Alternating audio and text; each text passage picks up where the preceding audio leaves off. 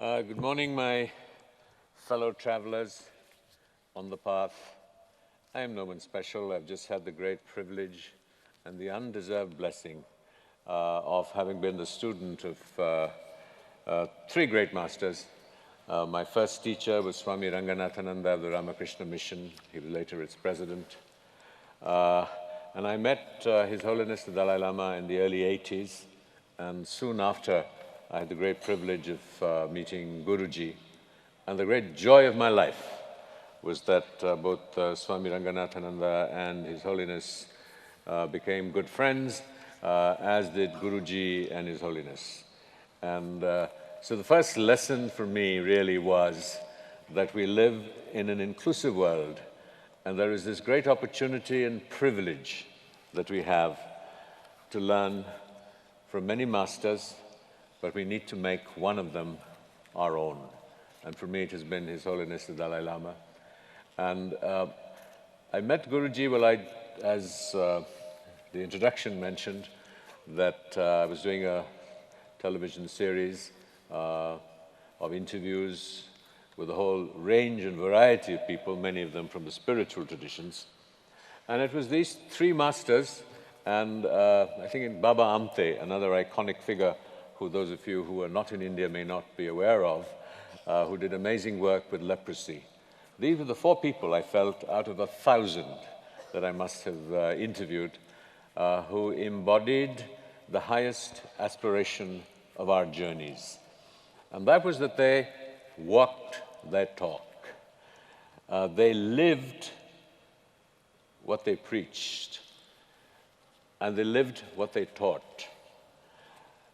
And I think that that was the great lesson that I kick-started, in a sense, my still very tentative, incomplete spiritual journey. And some years ago, I said to His Holiness Dalai Lama, I said, you know, I've been a student for 35 years, but nothing is happening. And he said, well, what's the hurry? It takes eons of lifetimes. And that was really the most sort of empowering message. And certainly because both His Holiness and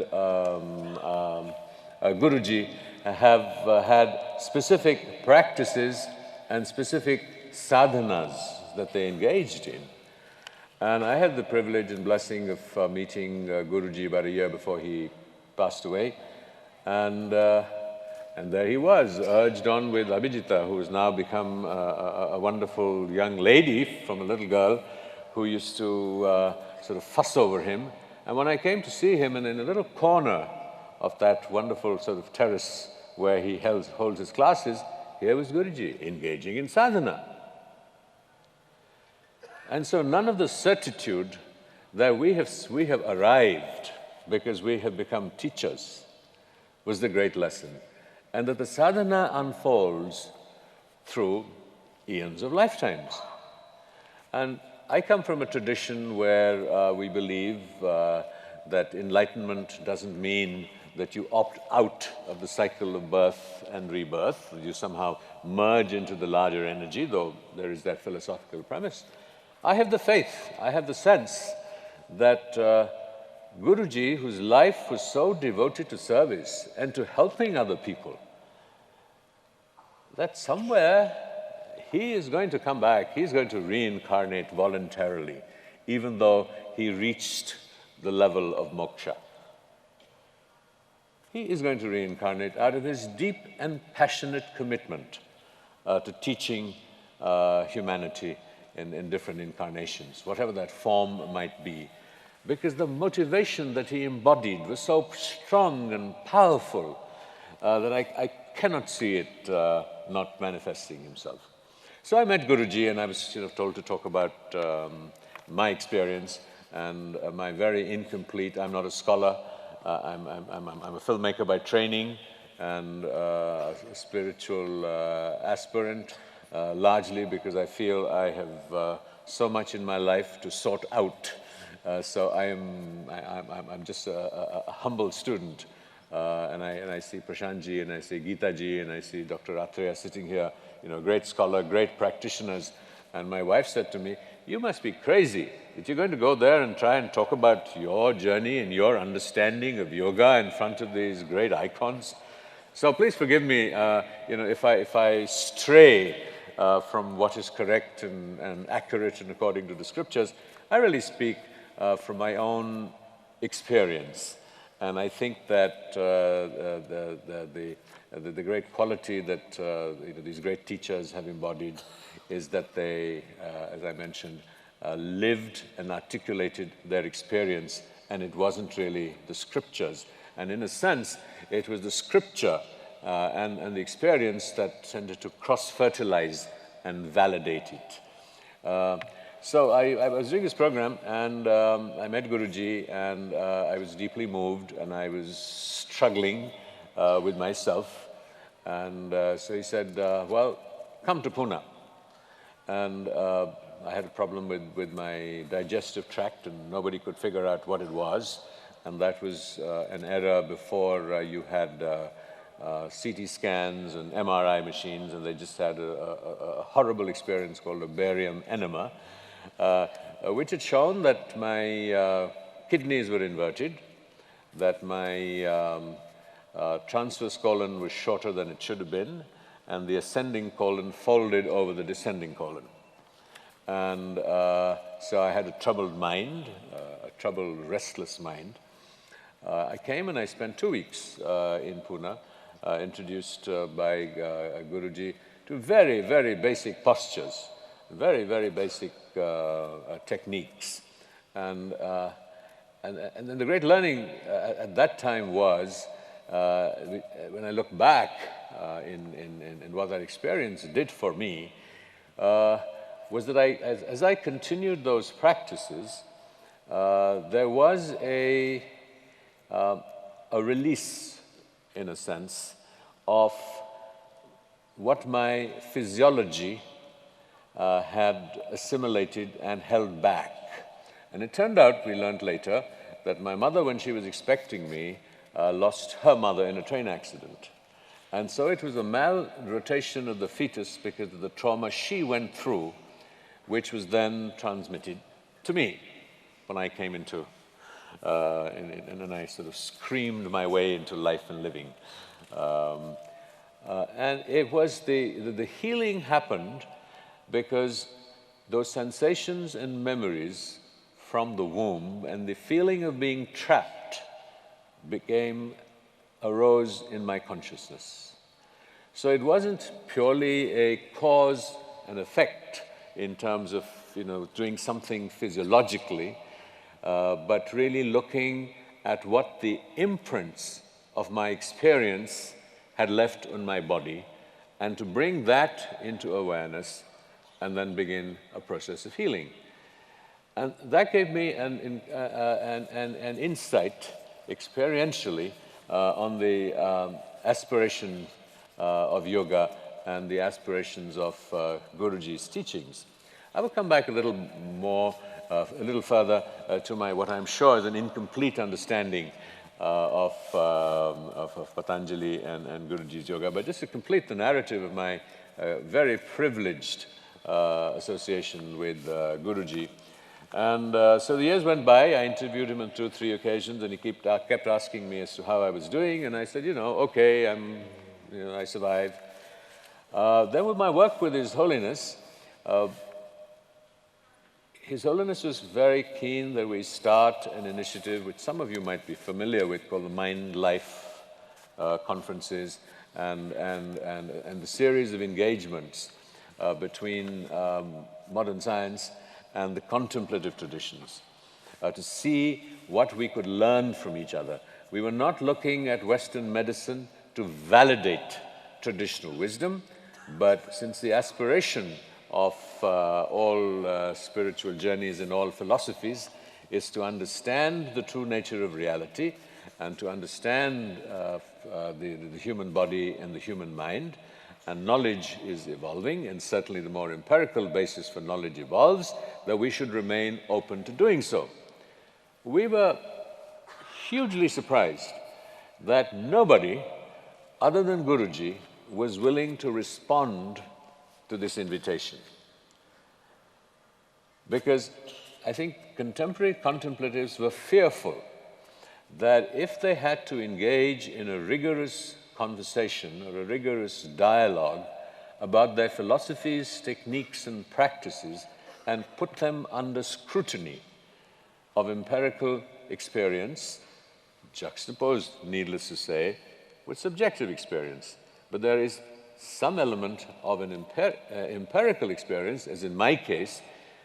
We discovered 25 years later, when we had MRIs, there was this friend of mine at the All India Institute of Medical Sciences who had done the first barium meal enema. When we went back, of course, the rotated kidney didn't move back, but the descending colon that had folded over the ascending colon had nudged back into place. So as the psychological, emotional aspect was addressed, or vice versa, the chicken and the egg, which comes first, we don't really know. But through posture and asana, and the great genius of Guruji was his ability to direct for each individual practitioner consciousness to that particular point in their physiology that held the imprint of consciousness. Let me try and explain this a little further as we sort of understand it from our tradition, and I think that Guruji felt that that was not an unworthy articulation of this, and that was really that our experiences of everyday life and living and our personalities and our states of mind are a function of karma. And how does karma operate?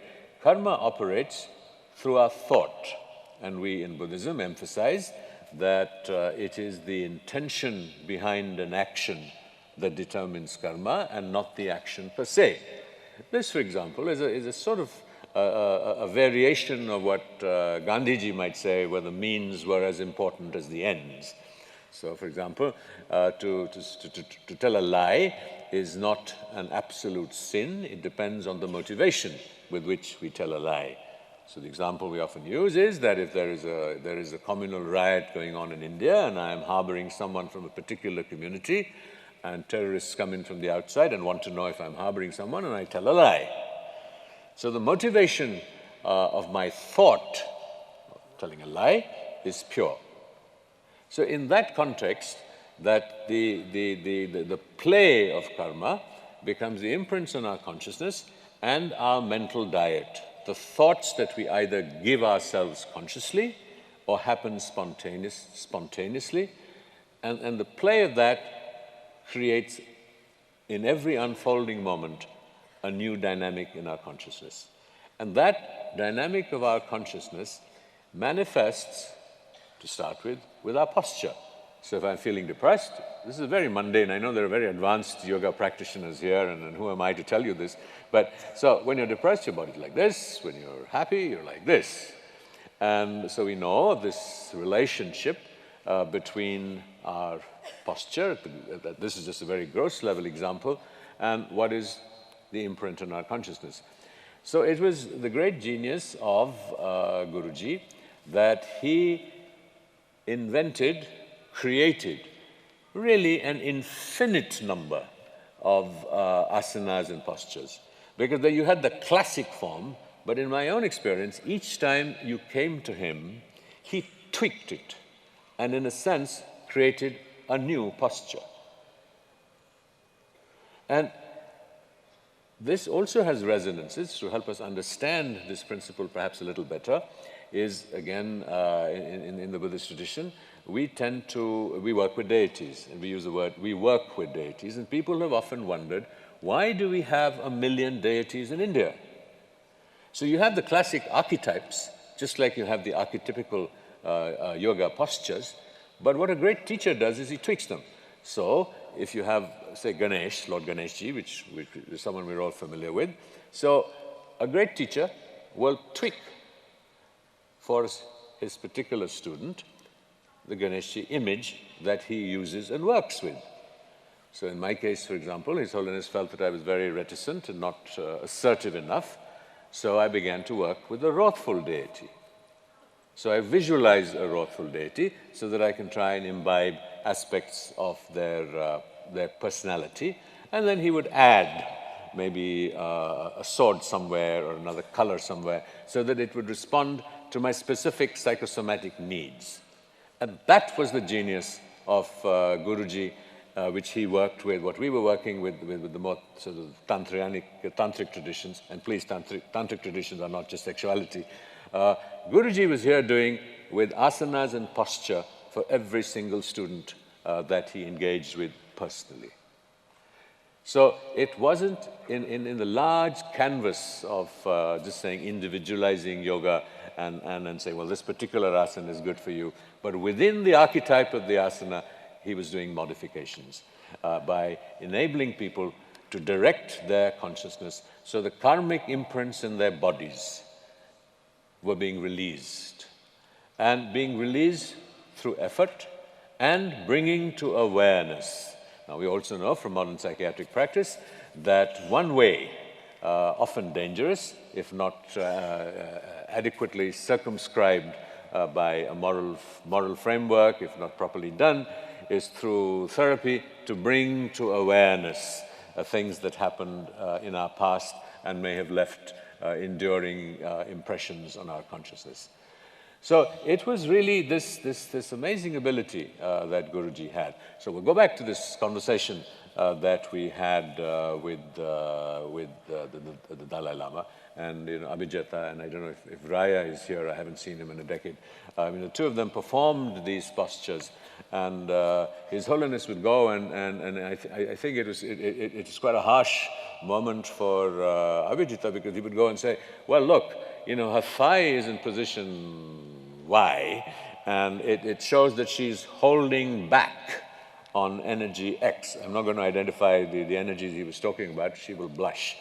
But so it was his ability to analyze the individual from their postures and from the postures they were attempting to carry through. So here was a man who ostensibly was talking about the externalities of accessing human consciousness, but was deeply grounded and schooled in them. So His Holiness and Iyengar became great friends, and despite the divergence in philosophy and in Buddhism, where the source of dukkha, and I think both traditions use the word dukkha, is craving, and in Patanjali it has the relationship between the connection between Purusha and Prakriti. But what emerged from that was that the intellectual vocabulary of a non-conceptual experience is extremely challenging and difficult to articulate. It's virtually impossible. To give you a gross example, we all know that this is water, and we all know something is sweet because we have both tasted something sweet. But if we're looking at more subtle levels of experience, that it is impossible to know for sure that we are talking about the same thing. At the end of the conversation, Guruji said, well, it's been 20 years and you haven't been to Pune. Come and spend a week with me, a week a month for a year. And it's my deep regret that I allowed samsara to overwhelm me, and I came for 5 or 6 months. And at that time, I was struggling with a restless mind. And I will not forget, he led me through postures which I never was able to see from the outside, because he just took charge and said, raise your leg, stand on your toes, or whatever. He just directed me to do what I was doing. And then he would make me sit between his knees, sitting on the ground in front of him, usually with a bandage around my eyes. And I learned that the practice of working backwards from trying to manage how much the eyes move, you begin to induce a state of quietude. He would then press little points on my head. I cannot give it a label, and it's always tempting to say it was bliss, it was light, it was X, Y, Z. They're all non-verbalizable, I cannot put them in words, non-conceptual experiences. But they brought to surface for me many of the experiences or insights that dovetailed with the primary tradition of my own practice from Buddhism. So here was a master, and we've had chants to the deities, who was impacting the learning and the journey of someone from a completely different tradition. And so, Swamiji was also deeply secular. Secular in the sense of being inclusive, so that the techniques and practices that he taught and recommended and grew out of a particular philosophical tradition were accessible to all of us. And the fact that he was accessing it through the body has particular relevance and resonance because we are living in an age where we have begun to externalize reality. We all want to be judged by how we look, by the clothes that we wear, the cosmetic surgery that we've had carried out on ourselves. And so what was remarkable in his, look, if you read Patanjali, and I only partially understand Patanjali, Patanjali was giving the framework of a method. He was not detailing particular postures and the effect that that posture would have on an individual. He left that to the great masters that followed to evolve those in keeping with the sensibilities and the culture of that period. And so here was this great master, and I often think that, we should be so privileged that, thousands of years from now, or certainly hundreds of years, I certainly will feel, I just wonder that what it must have felt like to have been around when, the Buddha was there, or Patanjali himself, or Adi Shankara, or Jesus Christ. That amongst these sort of 2 or 3 great masters of our times, we've had the privilege to share the planet with them. And not merely the yoga he taught or the yoga that the centers that follow his traditions practice today, but it is the underlying principles that he has set forth into the universe at this time in human history and has set forth amongst yoga teachers of all traditions. And as I said, so for him, asana was not posture, it was self-knowledge, a journey of discovery. And those of you who have spent time, at the ashram, and I would imagine most of you have, just look at the incredible simplicity and austerity of the man. Look at how much he charged, only to enable the institution to function. How outer-directed he was in terms of the philanthropic activities he did, his commitment to the environment, to people in to reinvent the village where he was born, his compassion. So behind that sternness was a deep compassion. He was never stern with me because he probably thought I was, fragile and I would break down or something. He always used the sort of a calibrated level of psychological pressure, which was devoid of ego. I've seen other, this is not to, not make a generalization, but and when I said practice what he preached, not only in the manner that he lived his life, but I have interviewed and met and been to the ashrams of so many teachers. How many yoga icons do you know of that stature, or who claim stature in sort of the public space, who could even achieve the postures that they teach. They usually have young, nubile assistants, who look very attractive and beautiful. And so when my doctor or my wife says, talks about my midriff, I always point to Guruji's, and I said, look at the amount of yoga he did, and he was happy and healthy. Leave me alone.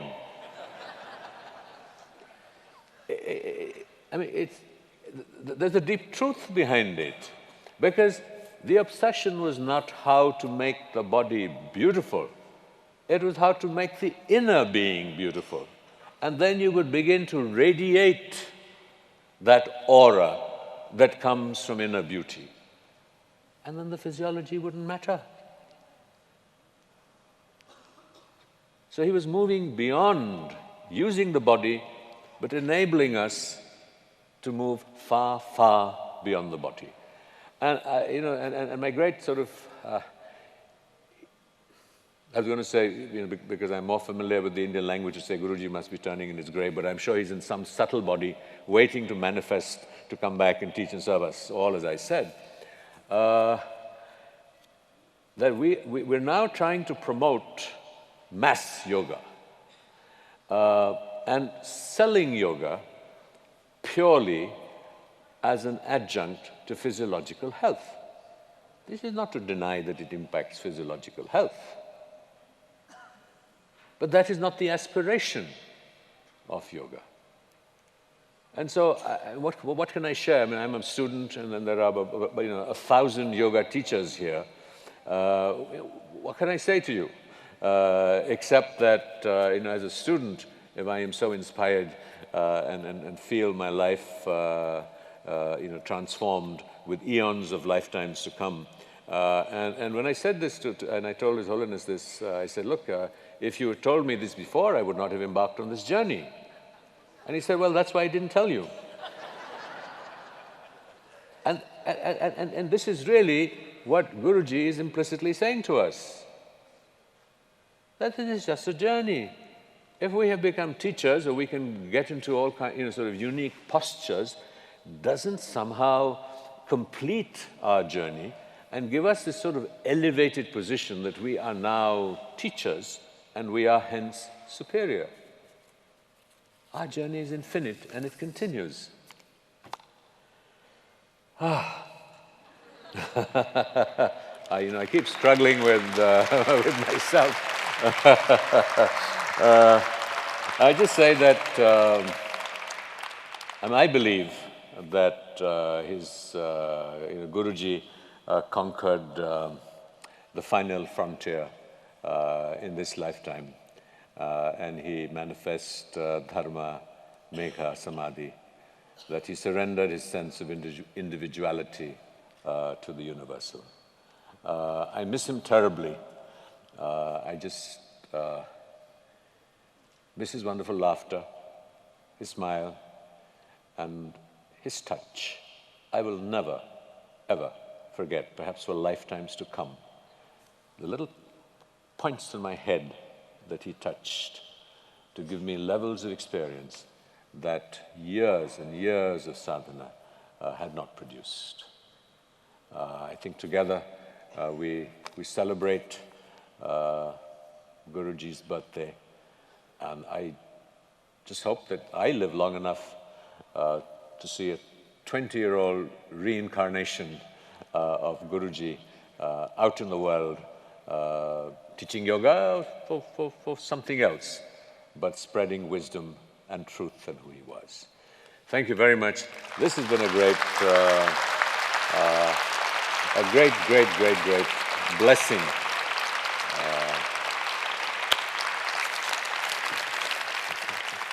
Thank you, sir.